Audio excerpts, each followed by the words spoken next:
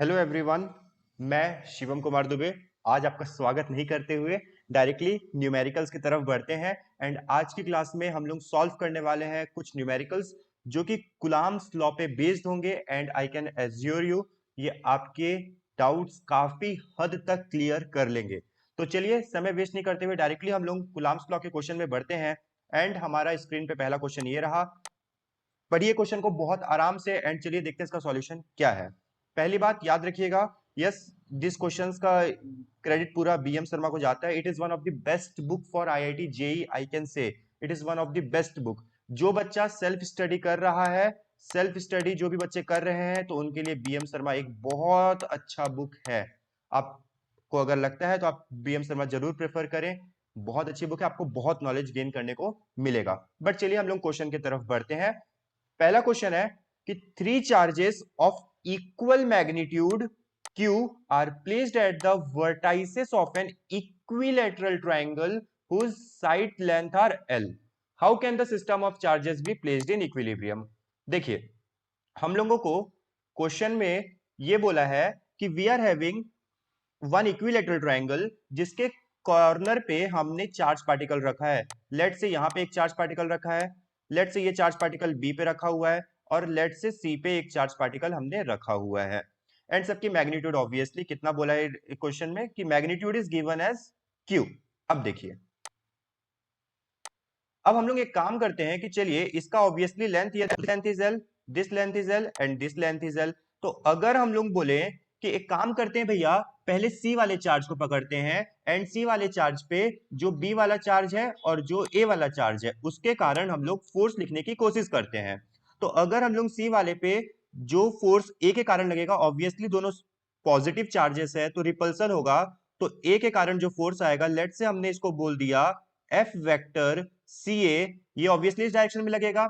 And अगर हम लोग बोले जो बी वाला है, बी वाले के कारण जिस पे फोर्स लग रहा है, let say this is F C B vector, वो इस तरफ लगेगा। अब आइए इनकी वैल्यूज अगर हम बात करें तो वैल्यूज तो बहुत इजी है लिखना कि अगर आप एफ वेक्टर सी बी की बात करेंगे तो इट मतलब अगर हम लोग इसके मॉड की बात करें जिसका मैग्नीट्यूड होगा वो कितना होगा, इट इज सिंपली के इलेक्ट्रोस्टैटिक्स Q1 जो कि Q है, Q2 वो भी Q है, अपॉन आर स्क्वायर, इन दोनों के बीच का डिस्टेंस कितना है बेटा, L। तो ये कितना हो जाएगा, L square. This is F vector CV, मतलब B ने जो फोर्स लगाया C पे। सिमिलरली अगर हम लोग बोले अच्छा मैग्नीट्यूड वाइज क्या अंतर आएगा दोनों के फोर्सेस में, नहीं, क्योंकि दोनों ही चार्जेस यहाँ पे भी Q है, यहाँ भी Q है और डिस्टेंस भी L है। एंड सिमिलरली यहाँ भी Q है, यहाँ भी Q है, डिस्टेंस भी L है। So this can be magnitude wise equal to F CA vector. अब बात समझ में आया? अब देखिए यहां पे दो फोर्स है, एक ये फोर्स है एक ये फोर्स है। अब देखिएगा ये एक इक्विलैटरल ट्रायंगल है। So this angle is 60 degree. If this angle is 60 degree by vertically opposite angle, this angle is also 60 degree. तो यहां पे एफ सी बी वेक्टर और एफ सी ए वेक्टर के बीच में एंगल कितना है, 60 डिग्री। तो जो इन दोनों का रिजल्टेंट आएगा, लेट से हमने ये जो रिजल्टेंट फोर्स है इसको एफ आर बोल दिया। तो ये जो रिजल्टेंट फोर्स है भैया, एफ रिजल्टेंट का जो मैग्नीट्यूड होगा, एफ रिजल्टेंट फोर्स जो वेक्टर है उसका मैग्नीट्यूड कितना होगा, ऑब्वियसली हमने पढ़ा है root over F one square plus F two square plus two F one F two cos theta. तो यहाँ पे क्या आएगा, लेट्स इसको हम लोग कोई क्वांटिटी मान लेते हैं सी, पूरे को हम लोग इसको पूरे क्वांटिटी, क्योंकि बार बार लिखने में हमारे पास दिक्कत आएगा। तो F one square which is C square, F two square which is C square plus two F one F two cos theta. बेटा कॉस 60 की वैल्यू कितनी होती है, आई थिंक इट इज 1/2। आप देखेंगे तो ये 2 से 2 कट जाएगा और मेरे ख्याल से सी स्क्वायर कॉमन आ जाएगा और ये बचेगा सी रूट 3। तो बेसिकली यहां पे हमारा क्या आंसर आ गया, सी का वैल्यू हमने क्या माना था, K Q square by L square into root 3।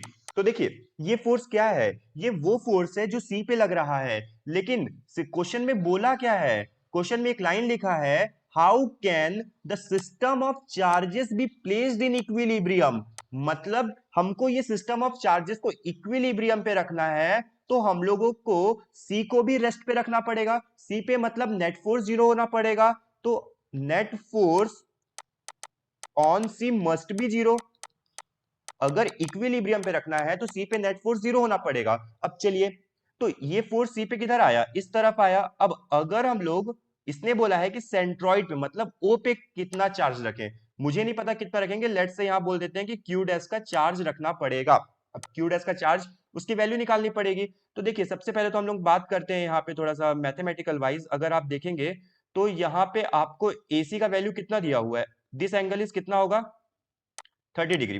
तो अच्छा ये बताइए, अगर मेरे को यहाँ एडी का वैल्यू निकालना है तो क्या मैं एडी को एसी का कॉस 30 कंपोनेंट नहीं बोलूंगा? आप बताइए, क्या AD is equal to AC cos 30 नहीं होगा? हाँ बिल्कुल होगा।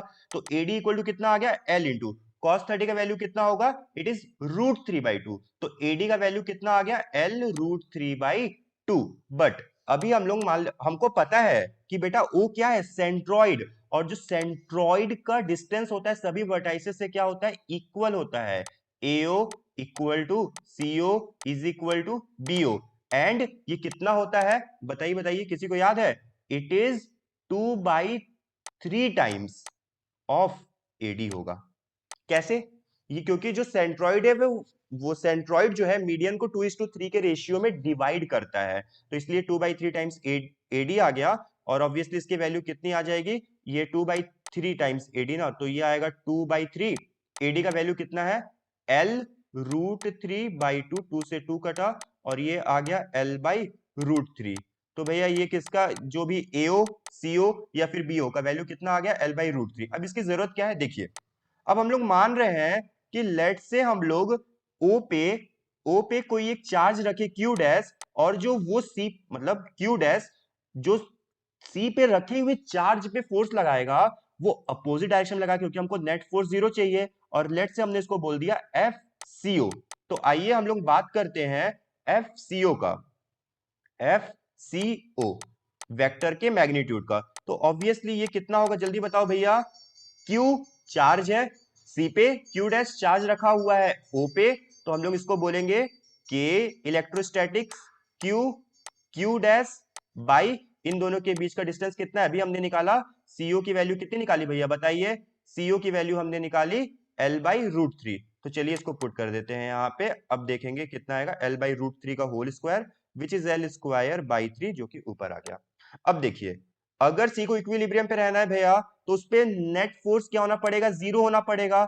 तो नेट फोर्स 0 होना पड़ेगा, मतलब ये वाला जो फोर्स है और ये वाला जो फोर्स है दोनों को क्या होना पड़ेगा, बराबर होना पड़ेगा। तो आइए हम लोग इन दोनों को बराबर कर देते हैं। आप देखेंगे के electrostatics Q²√3 by L square, और जिसमें हम लोग ये फोर्स मतलब जो ऐड कर रहे हैं ये क्या आएगा, 3 के electrostatics Q dash by L square must be equal to 0। क्यों, क्योंकि नेट फोर्स 0 करना है। और अगर अब अगर आप यहाँ पे देखेंगे तो के इलेक्ट्रोस्टैटिक्स से के इलेक्ट्रोस्टैटिक्स कैंसिल हो जाएगा, एल स्क्वायर से एल स्क्वायर कैंसिल हो जाएगा, और एक क्यू से क्यू कैंसिल आउट हो जाएगा। और फाइनली मेरे ख्याल से यहाँ पे सॉल्व करने पे आपको मिलेगा क्यू डैश का जो वैल्यू है, it is Q√3 whole divide by 3 which is negative का Q/√3। I think this is the answer, which यही आंसर है जो होना चाहिए। तो ये अब नेगेटिव क्यों, ये बात तो हमको पता ही चल गई थी कि भैया यहाँ पे जो फोर्स का डायरेक्शन है वो इस तरफ आना पड़ेगा। क्यों, क्योंकि जो रिजल्टेंट फोर्स है ए बी पे रखे हुए चार्जेस कारण वो इधर आ रहा है। अब इसको इक्विलिब्रियम पे रहना है तो इसके अपोजिट डायरेक्शन में फोर्स आना पड़ेगा। एंड ऑब्वियसली सी एक पॉजिटिव चार्ज सी पे प्लस क्यों रखा है, और अगर अपोजिट डायरेक्शन में फोर्स आना पड़ेगा तो यहाँ पे क्या होना पड़ेगा, इसको माइनस होना पड़ेगा, तभी अट्रैक्शन होगा और फोर्स इस तरफ आएगा। सो एक अच्छा क्वेश्चन था, काफी लेंदी क्वेश्चन था, but yes really a very good question I can से। तो हमारा क्यू डैश का वैल्यू कितना आ गया, -Q/√3। कैसा लगा क्वेश्चन जरूर कमेंट करके बताइएगा, and I will surely wait for your comments कि सर क्वेश्चन अच्छा था, बहुत अच्छा था, लेवल का क्वेश्चन था, या फिर सर बहुत इजी क्वेश्चन था, आप कुछ भी बोल सकते हैं। ठीक है भैया, चलिए आगे बढ़ते हैं थोड़ा सा हम लोग नेक्स्ट क्वेश्चन पे। यस ये भी कुछ लगभग मिलता जुलता सवाल हम बोल सकते हैं एक तरह से। पढ़िए क्वेश्चन को, क्या लिखा हुआ है, consider 3 charges Q1 Q2 and Q3 each is equal to Q at the vertices of an equilateral triangle of side L। What is the force on a charge Q placed at the centroid of the triangle. भैया एक बात बताना, मैंने अभी आपको बताया है कि AO is equal to BO is equal to CO and जिसका वैल्यू कितना आता है, इट इज आई थिंक जो AD का वैल्यू आता है, it is AB AD 2/3 times of AD। ठीक है भैया, ये सब बराबर है एंड ऑब्वियसली जो AD का लेंथ होगा या फिर जो भी AD का लेंथ होगा वो बराबर होगा। अब देखिए अगर ये तीनों क्वांटिटी बराबर है तो लेट से मैं इसको किसी क्वांटिटी L के मतलब L अगर क्वेश्चन बोला, लेट से इसको मैं किसी X के बराबर बोल दे रहा हूं, let say this all quantities are equal to X। अब देखिए यहां पे यदि कोई चार्ज, यहां पे Q1 की वैल्यू भी Q बोला है, Q3 की वैल्यू भी Q बोला है और Q2 की वैल्यू भी Q बोला है।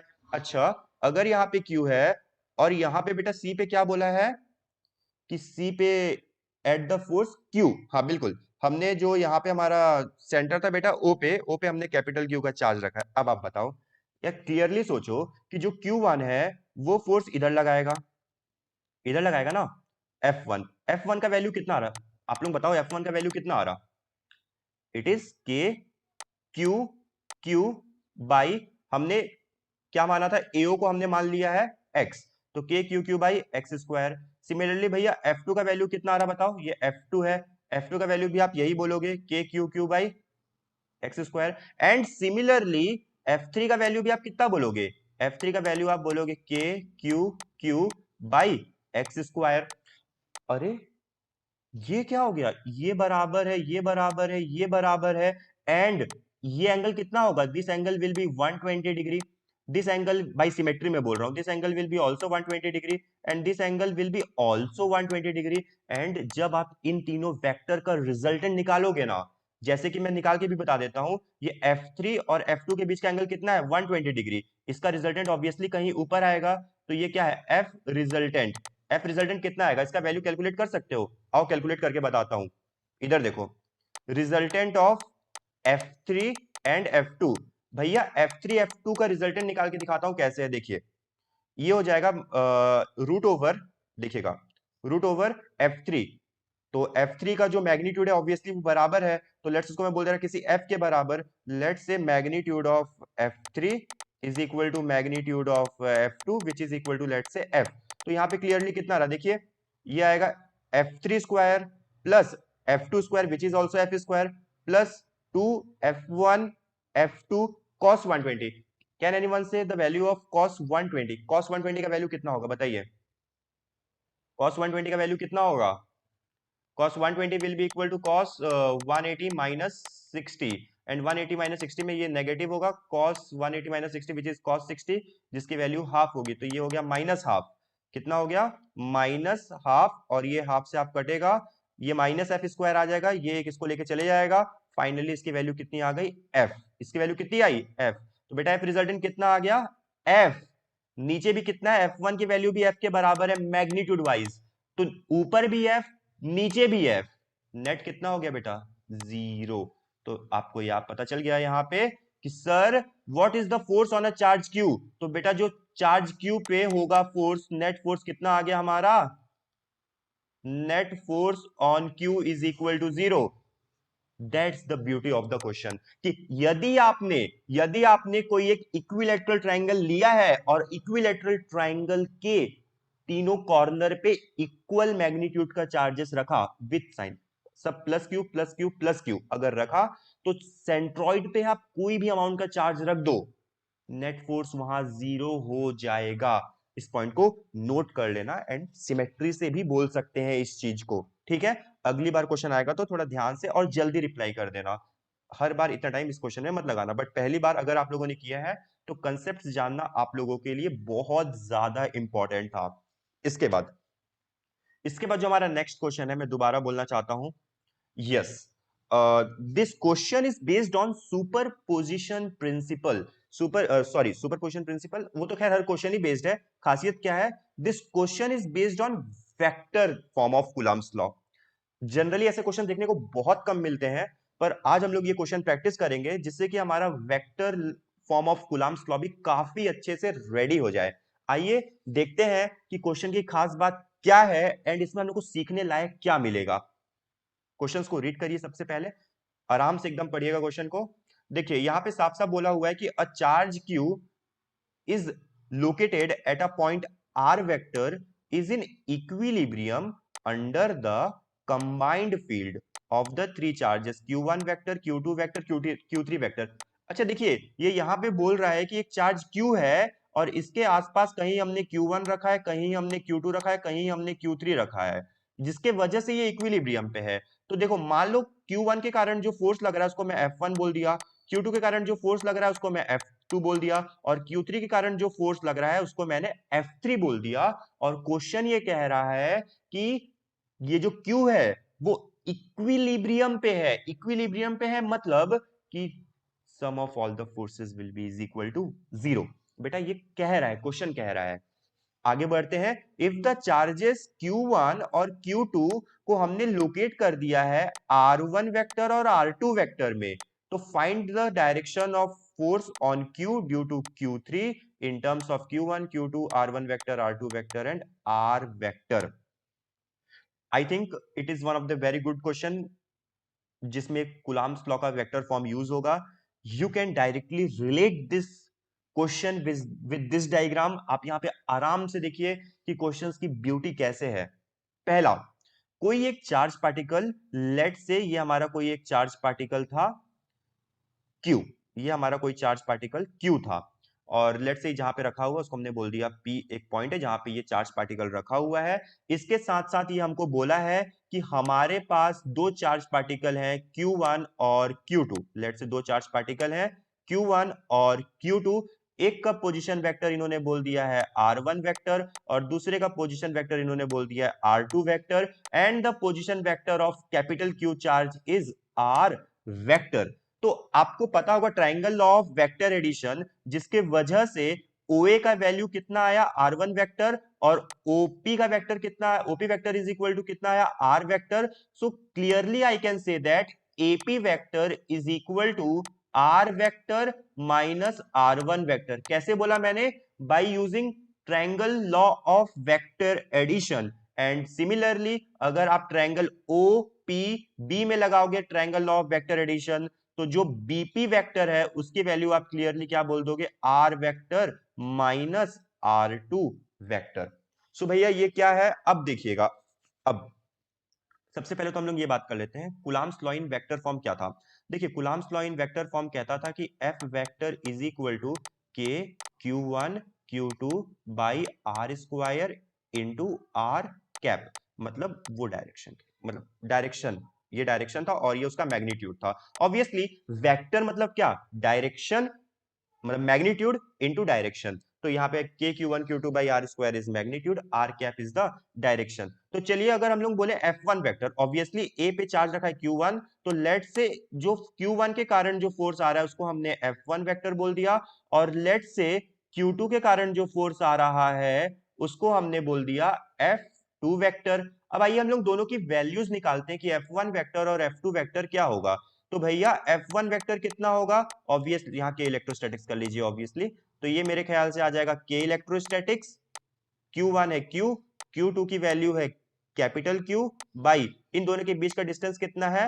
R vector minus R1 vector के मॉड्यूलस का स्क्वायर, और यहां बेटा ये क्या आएगा? R कैप, मतलब ये R vector minus R1 vector, ये है कैप चाहिए ना इसका, तो ये वेक्टर में से हम लोग डिवाइड कर देंगे इसका magnitude, R vector minus R1 vector के मैग्नीट्यूड से, तो ये हमारा आर कैप मिल जाएगा।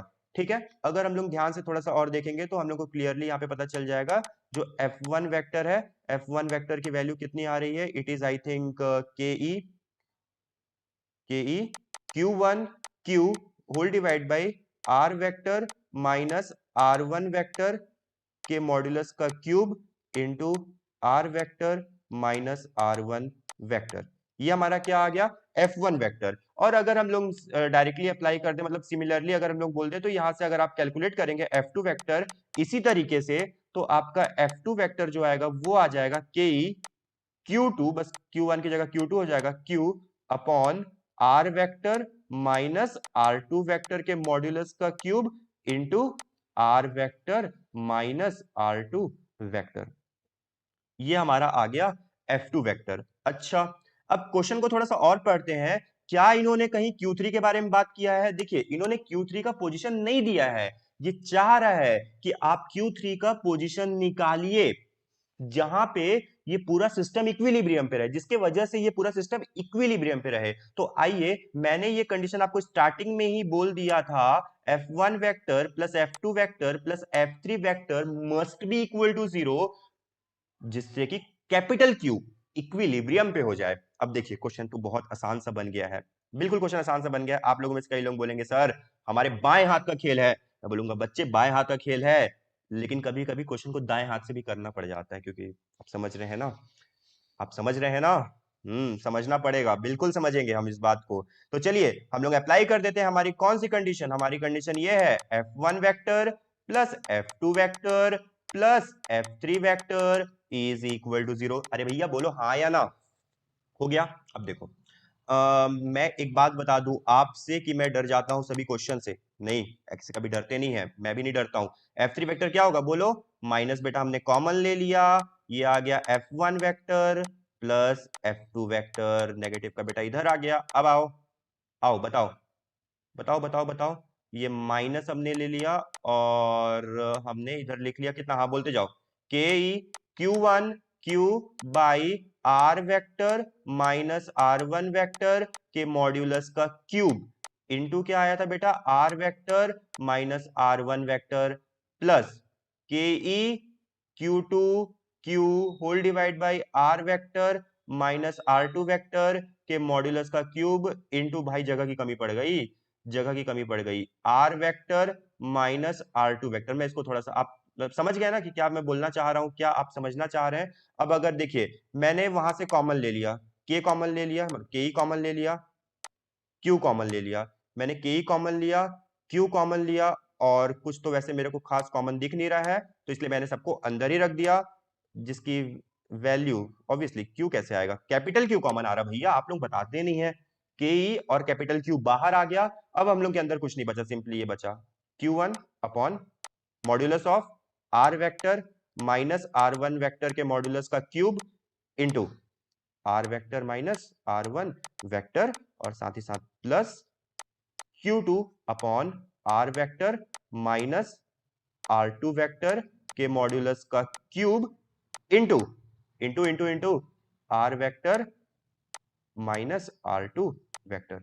तो मेरे ख्याल से भैया यही था इस क्वेश्चन का काफी अच्छा कंसेप्ट, बहुत इंपॉर्टेंट। अब ऑब्वियसली पहली बात तो सर यहाँ नेगेटिव, मतलब यहाँ जो Q है सर, Q की वैल्यू क्या आएगी, मतलब वो जो थर्ड जो Q3 है बेटा, आप समझ रहे हैं किसकी बात कर रहा हूं मैं? वो जो Q3 वाला पार्टिकल है, वो जो Q3 वाला पार्टिकल है, कहाँ गया? ये जो Q3 वाला पार्टिकल है भैया, ये Q3 वाले पार्टिकल को नेगेटिव होना पड़ेगा, ऐसा ये मतलब ये नेगेटिव होगा, या फिर फोर्स जो है अपोजिट डायरेक्शन में होगा F1 वेक्टर और F2 वेक्टर के। ये दोनों बात सेम ही चीज, मतलब सेम चीज कह सकते हैं, क्योंकि अगर आप खुद सोचो, ये चार्ज पार्टिकल है, ये कोई चार्ज पार्टिकल Q है, और ये एक चार्ज पार्टिकल Q1 है, और ये एक चार्ज पार्टिकल Q2 है। इसके कारण बेटा फोर्स किधर आएगा? इसके कारण ऑब्वियसली फोर्स किधर आएगा? इधर आएगा। बेटा इसके कारण फोर्स किधर आएगा? इधर आएगा। तो नेट फोर्स किधर आएगा?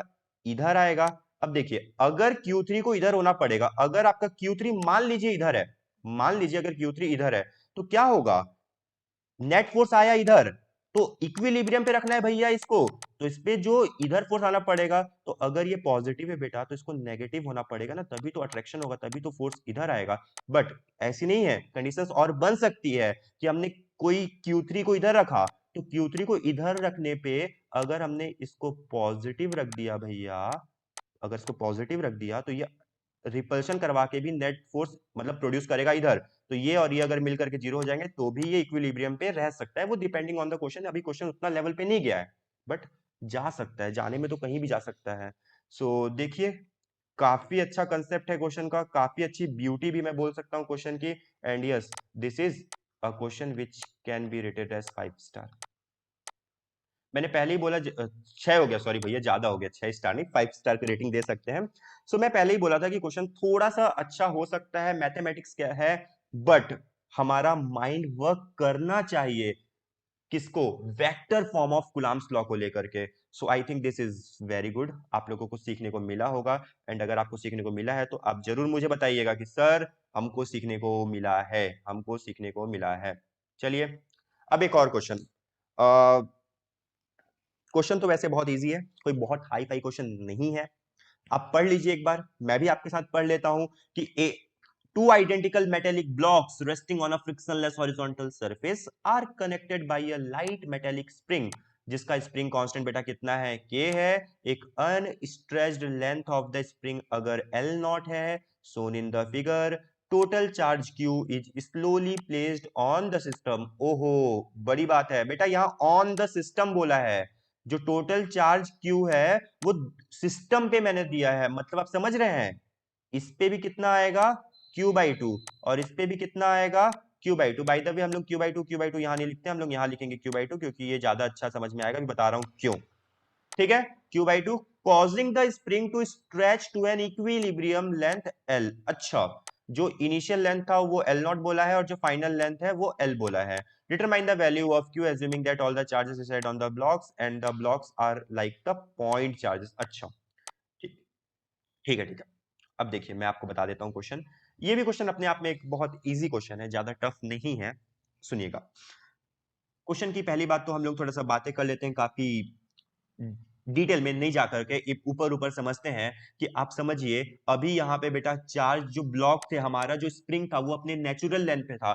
नेचुरल लेंथ पे था मतलब आपको पता है ना स्प्रिंग फोर्स कितना होता है? Anyone who will say spring force कितना होता है? तो आप बोलेंगे yes sir it is kx। मतलब जिधर डिस्प्लेसमेंट किया उसके अपोजिट डायरेक्शन में स्प्रिंग फोर्स ऐसे, मतलब समझ रहे हैं। अगर मैंने ये स्प्रिंग सिस्टम है ना भैया, तो यदि मैंने ब्लॉक को डिस्प्लेस इधर किया तो आप समझ रहे इस पे फोर्स इधर आ जाएगा kx का, मैं ये बोलना चाह रहा हूँ। डायरेक्शन अभी मैंने साइन नहीं दिया, but f is equal to kx होगा। अब देखिए यहाँ पे सुनिए, ये इनिशियल सिस्टम था, यहाँ पे लेंथ है L नॉट था, मतलब नेचुरल लेंथ जो थी उसकी L नॉट थी। अब मैंने क्या किया, धीरे धीरे चार्जेस यहाँ पे प्लेस किया, टोटल चार्ज मैंने Q दिया था, तो मतलब Q/2 इस पे आएगा और Q/2 इस वाले ब्लॉक पे आएगा। अब सुनिएगा, ध्यान से सुनिएगा, मैं FBD बना रहा हूं। लेट से मैं इस वाले ब्लॉक को उठा करके इसका FBD बना रहा हूं फाइनल केस में। इसका मास m है, इस पे चार्ज Q/2 है, और दोनों इस पे भी चार्ज कितना? Q/2। दोनों के बीच का डिस्टेंस कितना? L। तो ऑब्वियसली दोनों पॉजिटिव, ये भी पॉजिटिव चार्ज है, ये भी पॉजिटिव चार्ज है, रिपल्सन होगा इस पे। इलेक्ट्रोस्टैटिक फोर्स किधर आएगा? F इलेक्ट्रोस्टैटिक इधर आएगा। बट बेटा इसका फाइनल लेंथ कितना हुआ है? फाइनल लेंथ L हुआ है ना।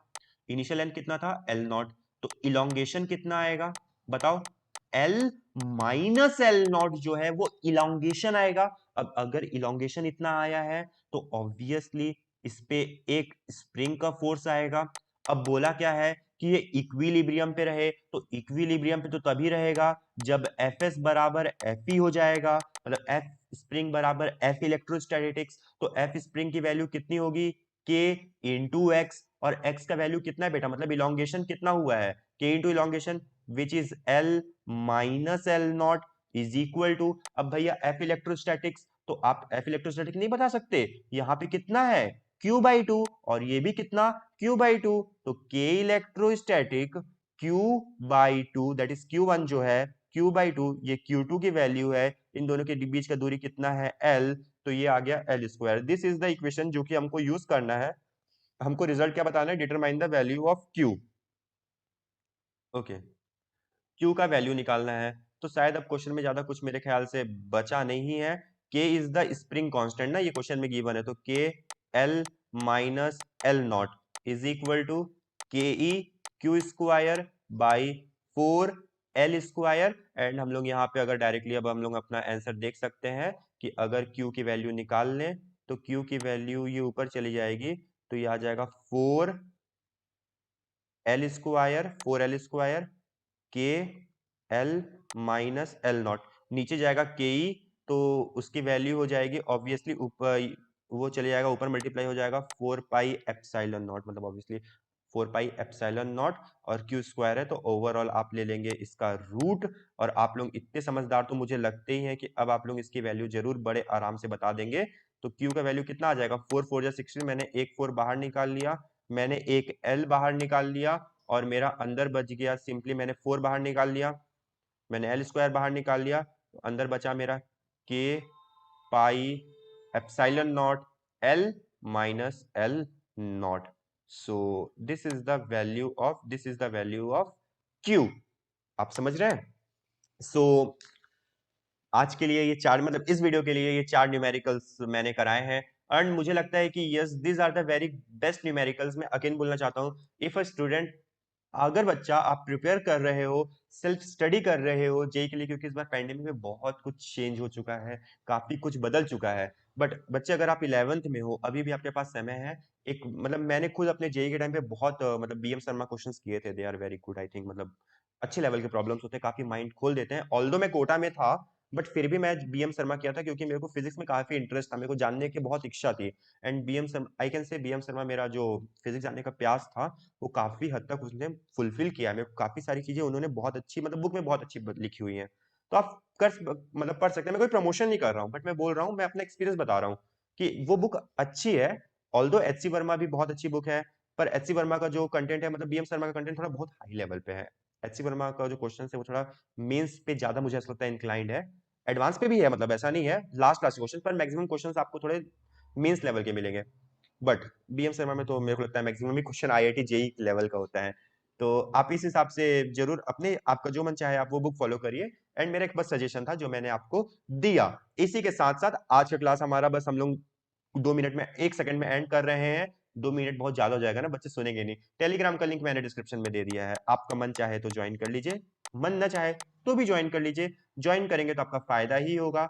हाँ, और इसके बाद बेटा लाइक शेयर सब्सक्राइब सब आप पे डिपेंड है, करना है करो, नहीं करना है तो देख लो, मतलब अगर अच्छा लग रहा है तो कर दो, मेरे को भी फायदा मिल रहा, समझ रहे हो ना, कि मोटिवेशन आता है, वो मोटिवेशन आ जाएगा। बाकी तो मैं कंटेंट डालते रहूंगा, और बाकी कुछ है ज्यादा बातें नहीं। आप लोग अच्छे से रहिए, सुरक्षित रहिए, कोविड का ध्यान दीजिए, be negative for Covid 19, be negative for Covid 19। बेटा कोविड पॉजिटिव मत हो जाना, हमेशा कोविड को लेकर के नेगेटिव रहिए। और वैसे लाइफ में कंपटीशन को लेकर के, जेई को लेकर के, नीट को लेकर के, बोर्ड्स को लेकर के हमेशा पॉजिटिव रहिएगा। एंड इसी जोश और जुनून के साथ बेटा हर दिन पढ़िएगा, बहुत अच्छा होने वाला लाइफ में।